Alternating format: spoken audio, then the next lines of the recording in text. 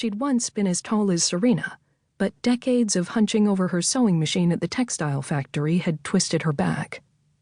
"My flower, I am so proud of you." She hugged Serina tightly.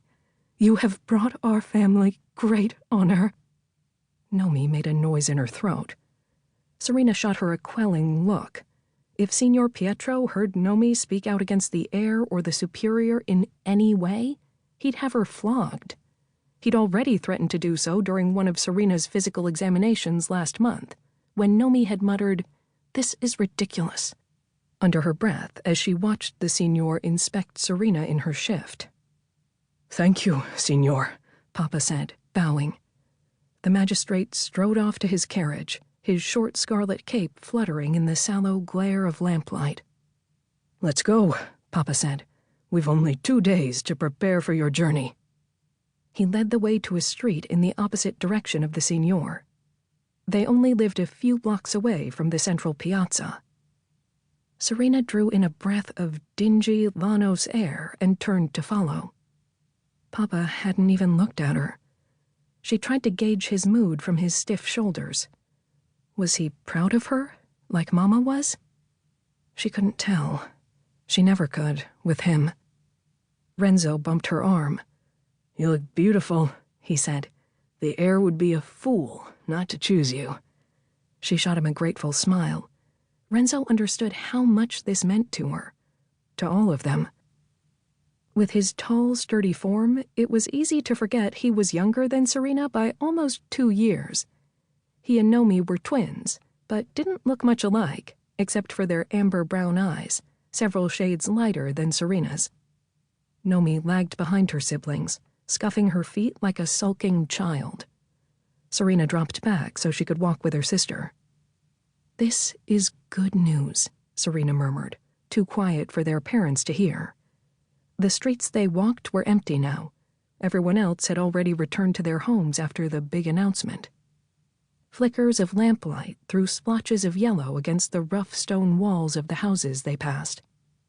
The dirty cobbles were uneven underfoot, but Serina never faltered. Her copper-colored gown whispered against the stone. "I don't want to talk right now," Nomi growled, obviously not as worried about keeping her voice down. Serina wanted to throttle her. "How can you not be pleased? I truly don't understand. We get to leave this ugly city. We might get to live in the palace.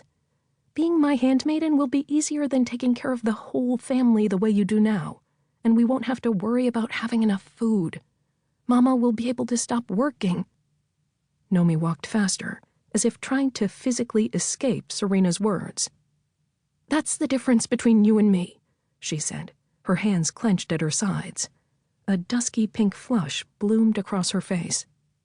"I don't think this city is ugly, and I don't believe in fairy tales.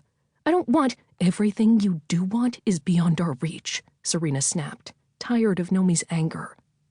"You will never be able to choose your own job or your own husband or anything else.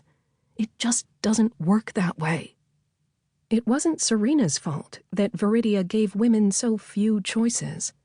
Serina had learned long ago that fighting didn't change anything, so she made the best of what she had. And what she had was the chance to become one of the most revered women in the whole country. If the heir chose her, she could become the mother of a future superior.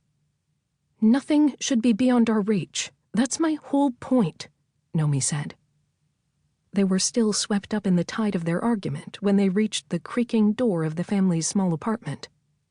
Renzo held it open for them, his sardonic look making it clear he'd heard them. "Nomi, Papa wants you to start dinner." Nomi stormed into the small living room without answering. Serina followed, pulling her skirts close so they wouldn't catch on the doorframe. Serina saw her sister's gaze linger on Renzo's school books, still open on the rough-hewn dining table. She nudged Nomi's arm in warning. When she didn't move, Serina cleared her throat. Nomi looked up at her sister, but it took a split second for her eyes to focus. Then she shook her head, as if to clear it, and hurried to the sink. Serina glanced over at their parents, but they were speaking quietly by the